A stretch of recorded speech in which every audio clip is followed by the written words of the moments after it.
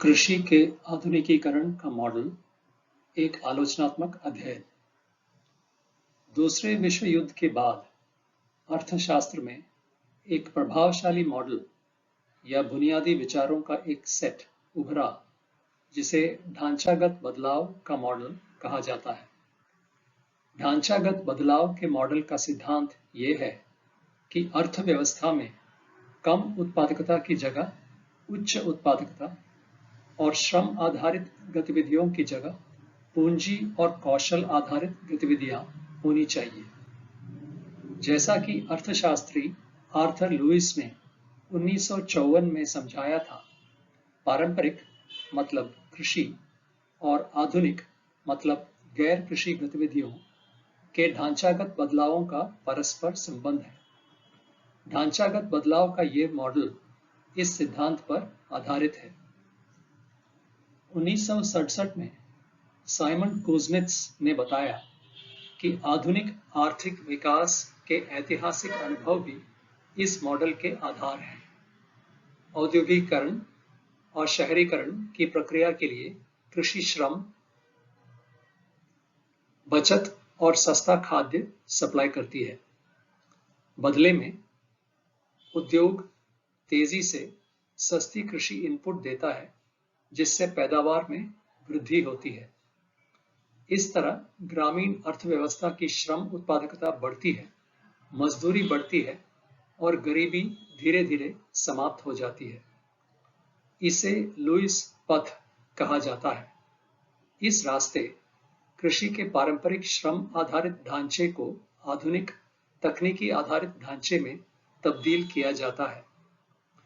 1988 में अर्थशास्त्री Peter Timmer ने कहा कि लुईस पथ कृषि के बिना दुनिया की ओर ले जाएगा। कृषि के बिना दुनिया में कृषि और गैर कृषि क्षेत्रों में उत्पादकता और आय एक सी होती है और कुल श्रम और मूल्यवर्धन दोनों में कृषि का हिस्सा केवल 2 से 3% रहता है। माना जाता है कि ढांचागत बदलाव, कृषि का आधुनिकीकरण, लुईस पथ और आधुनिक आर्थिक विकास ये ऐसे सिद्धांत हैं जो किसी भी देश में कारगर रहेंगे। इस प्रस्तुति में मैं फ्रांसीसी अर्थशास्त्री ब्रूनो दोरेन के काम की चर्चा कर रहा हूं, जिन्होंने ढांचागत बदलाव के मॉडल और कृषि आधुनिकीकरण के सिद्धांत का आलोचनात्मक अध्ययन किया है। कृषि में श्रम उत्पादकता बढ़ाने के 2 तरीके हैं। एक, सघनीकरण या इंटेंसिफिकेशन। अधिक उपज देने वाले किस्में, सिंचाई, खाद और कृषि रसायनों के साथ प्रति यूनिट जमीन में ज्यादा उत्पादन। और 2, मशीनीकरण, ट्रैक्टर, हार्वेस्टर और अन्य मशीनरी के साथ प्रति श्रमिक ज्यादा जमीन में खेती। इस प्रकार एक श्रमिक ज्यादा जमीन पर खेती करे और उसे मशीनें और ऊर्जा भी मिले तो प्रति श्रमिक कृषि उत्पादन बढ़ सकता है। अर्थव्यवस्था के कुल श्रम में कृषि श्रम का हिस्सा, सघनीकरण और मशीनीकरण एक दूसरे को प्रभावित करते हैं और साथ मिलकर प्रति व्यक्ति कृषि उत्पादन में योगदान करते हैं।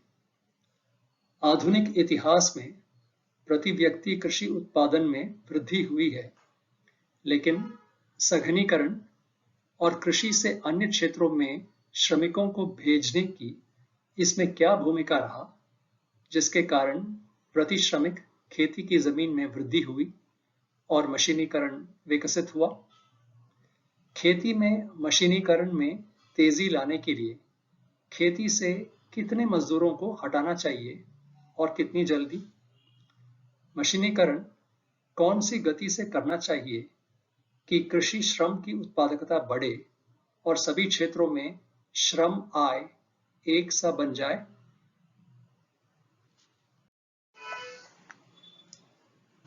कृषि में ढांचागत बदलाव के 4 मार्ग हैं और इनका आधार 2 बातों पर है।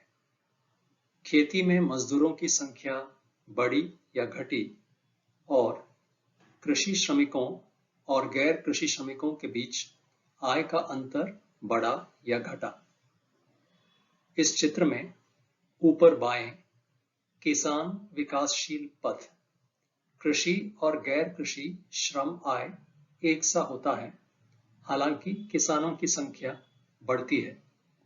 ऊपर दाएं लुईस पथ, कृषि और गैर कृषि श्रम आय एक सी होती है, लेकिन कृषि में किसान कम हो जाते हैं, उनकी जगह मशीनें आ जाती हैं। नीचे बाएं लुईस फंदा, श्रम आय का अंतर चौड़ा होता है और खेती में श्रमिकों की संख्या बढ़ती है। गैर कृषि श्रमिकों की तुलना में कृषि में श्रमिक ज्यादा होते हैं और ज्यादा गरीब भी। नीचे दाएं किसान की बेदखली का रास्ता, किसानों की संख्या घटती है, गैर कृषि श्रमिकों के साथ आय का अंतर बढ़ जाता है। गैर कृषि श्रमिकों की तुलना में कृषि में श्रमिकों की संख्या कम होती है और वे ज्यादा गरीब भी होते हैं।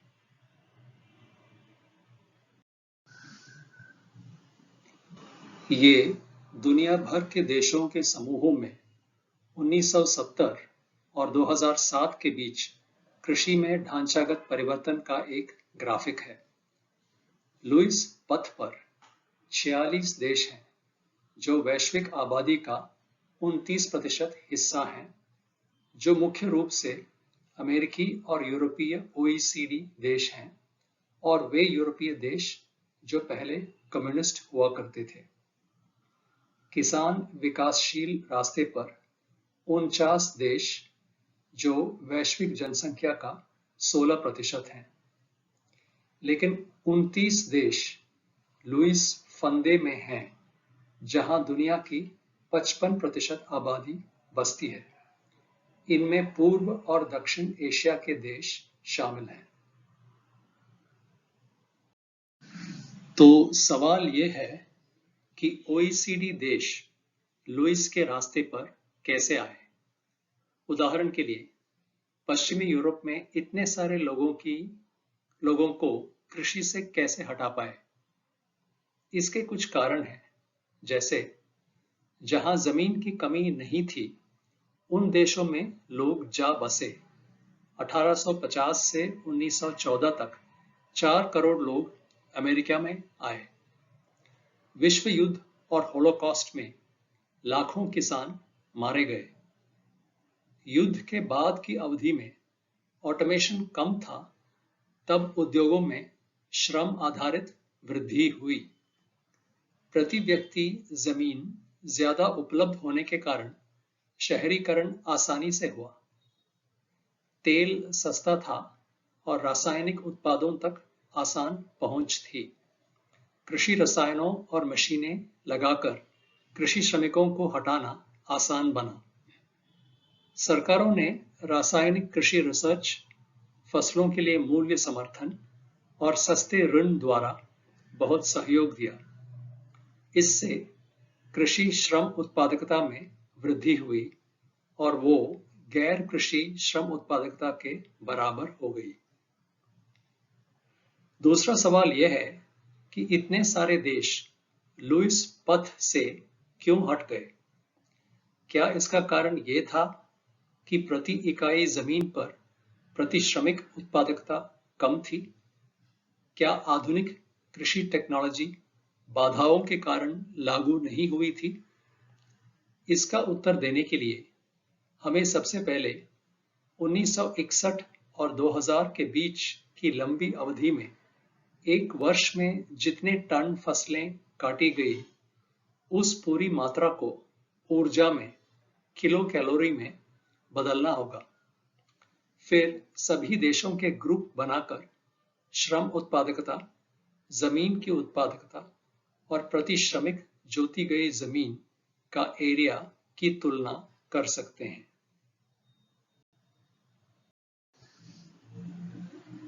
हमें मुख्य परिणाम ये मिलते हैं।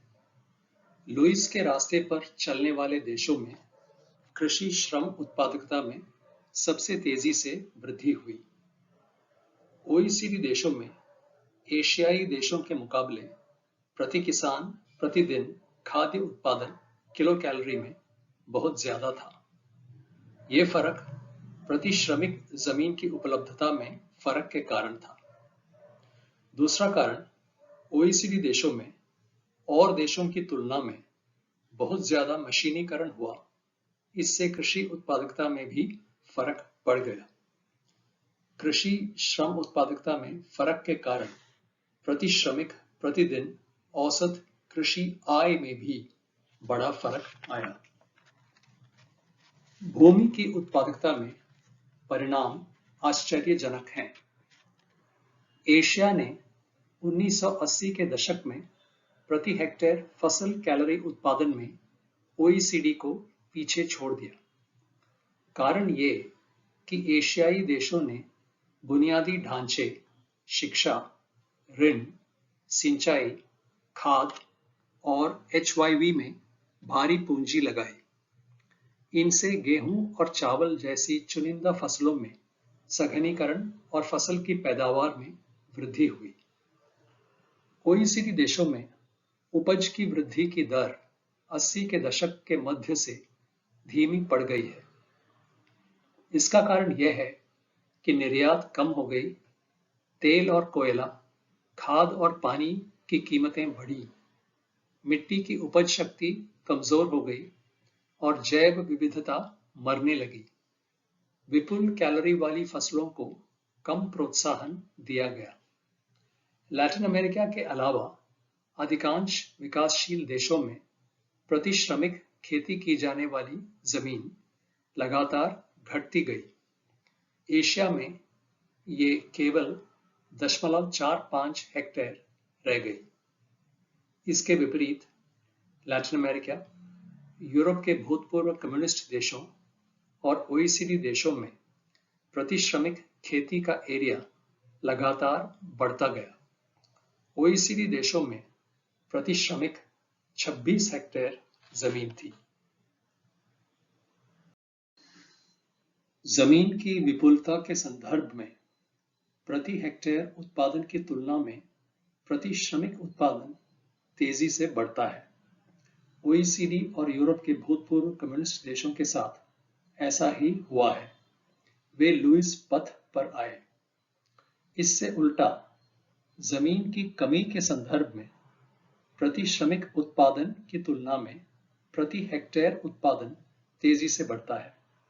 एशिया और अफ्रीका में सहारा रेगिस्तान के दक्षिण के देश लुईस पथ से बाहर चले गए। लुईस पथ पर चलने वाले देशों में ऐसा नहीं है कि प्रति किसान ज्यादा जमीन कृषि योग्य भूमि के लगातार विस्तार से मिलती गई, बल्कि इसका कारण यह है कि किसानों की संख्या में ऐतिहासिक परिस्थितियों के कारण भारी कमी आई।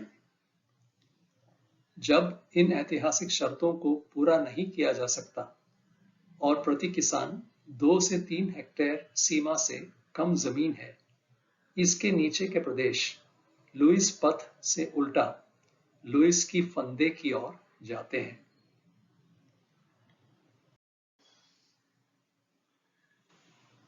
भारत किन परिस्थितियों में अपने वर्तमान रुझानों को बदल सकता है और लुईस पथ पर आगे बढ़ सकता है?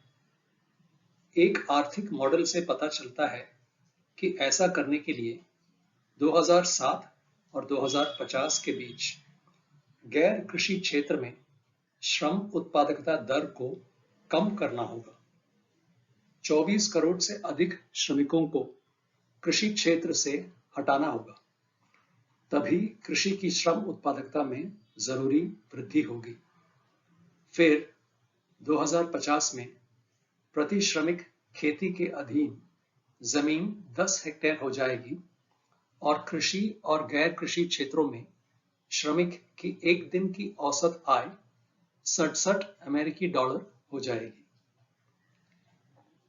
लेकिन लुईस पथ पर जाने की कोशिश में भारत को कई चुनौतियों का सामना करना पड़ता है। कृषि से हटाई गई आबादी को काम देने की उद्योग की क्षमता कम है।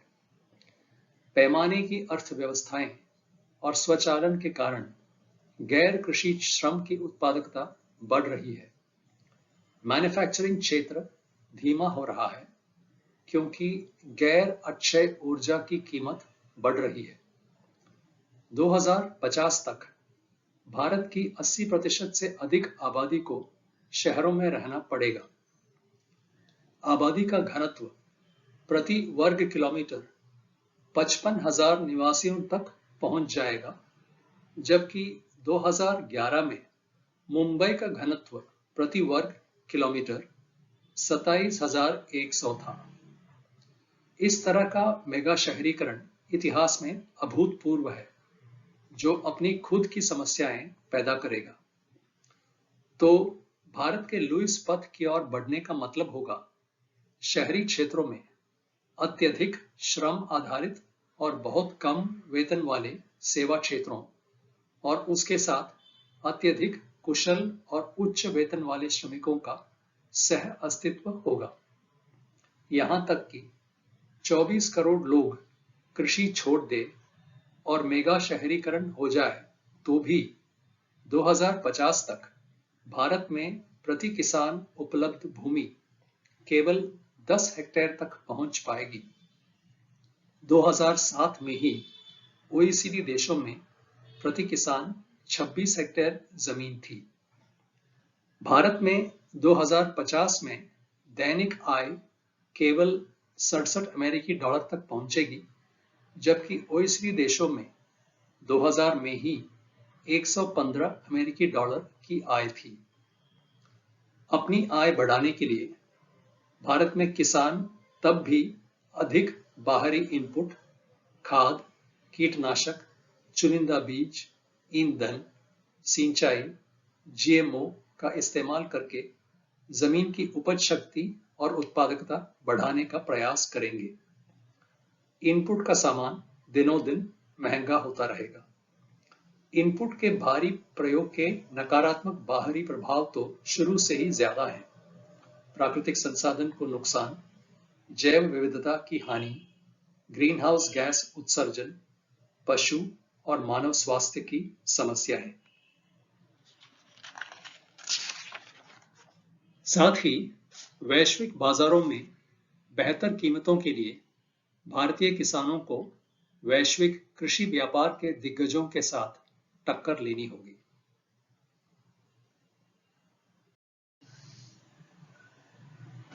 विकल्प ऐसा होना चाहिए कि श्रमिकों की संख्या में भारी कमी किए बिना और प्राकृतिक संसाधनों को खतरे में डाले बिना कुल कृषि उत्पादन और किसानों की आय में वृद्धि की जा सके। हम ऐसे विकल्प की ओर कैसे आगे बढ़ें? औद्योगिक इनपुट को कम करें और पर्यावरण को और उत्पादन खर्च को बचाएं। उत्पादन को बढ़ावा देने और प्राकृतिक और आर्थिक झटकों के प्रति लचीलापन बढ़ाएं।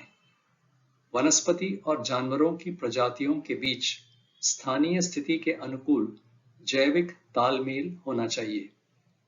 श्रम के अधिक उपयोग और बेहतर मानव क्षमताओं के माध्यम से जमीन की गुणवत्ता और मौसम की बदलती परिस्थितियों के अनुसार छोटे पैमाने पर जटिल जैविक तालमेल विकसित करें। किसानों को प्रोत्साहन के रूप में ऊंची कीमत चुकाकर विविध पौष्टिक खाद्य पदार्थ, ईंधन, रेशे, दवाइयां और निर्माण सामग्री का उत्पादन करें और स्थानीय और वैश्विक महत्व की पारिस्थितिक सेवाओं को बनाए रखें, जैसे सुरक्षित पानी, कार्बन और जैव विविधता का पूल, मिट्टी की उर्वरता, पोषक तत्वों का पुनर्चक्रण और जलवायु परिवर्तन शमन। इस प्रकार महंगी सार्वजनिक सब्सिडी और सामाजिक सुरक्षा जाल को सीमित करें। ये कृषि पारिस्थितिक दृष्टिकोण है। इसे सफल बनाने के लिए संस्थागत सुधार की आवश्यकता है, जैसे सीमांत और छोटे किसानों को जमीन उपलब्ध हो सके, ऐसी बेहतर व्यवस्था, इनपुट बनाने और बाजार में विक्रय करने के लिए सामूहिक दृष्टिकोण बनाना और छोटे किसानों को बड़े कृषि व्यवसायों से प्रतिस्पर्धा में सुरक्षा देना जरूरी है।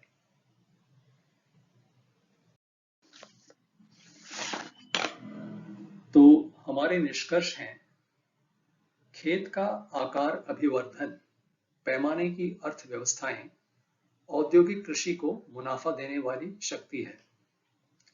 ओईसीडी देशों में जहां विपुल जमीन उपलब्ध है, वहां इसका अच्छा प्रभाव देखा गया, जो लुईस पथ की ओर ले जाता है।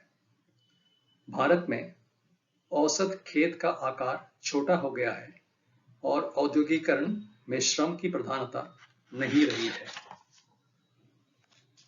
खेत का आकार कम होने की प्रक्रिया के खिलाफ श्रेष्ठ कृषि उत्पादकता सिद्ध हुई है। इसके बावजूद भारत के अंदर और ओईसीडी देशों की तुलना में कृषि और गैर कृषि क्षेत्र के बीच आय का अंतर बढ़ता गया है। भारतीय कृषि संकट का समाधान औद्योगिक कृषि से नहीं होगा। इससे सामाजिक, आर्थिक, पर्यावरणीय और स्वास्थ्य और सार्वजनिक वित्त संबंधी खर्च बढ़ेंगे और मेगा शहरीकरण, शहरों में अनौपचारिक आर्थिक व्यवस्था और गरीबी को बढ़ावा मिलेगा।